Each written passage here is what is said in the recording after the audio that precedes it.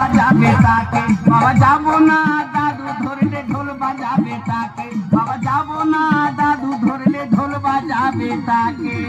Hello, আর হলো না ও ঠাকমা, এসে গেছে মিট কল, ওর ভিতরে গিয়ে দেখবো কত গভীরে আছে জল। আর হলো না ও ঠাকমা, এসে গেছে মিট কল, ওর ভিতরে গিয়ে দেখবো কত গভীরে আছে জল। দূরে কেন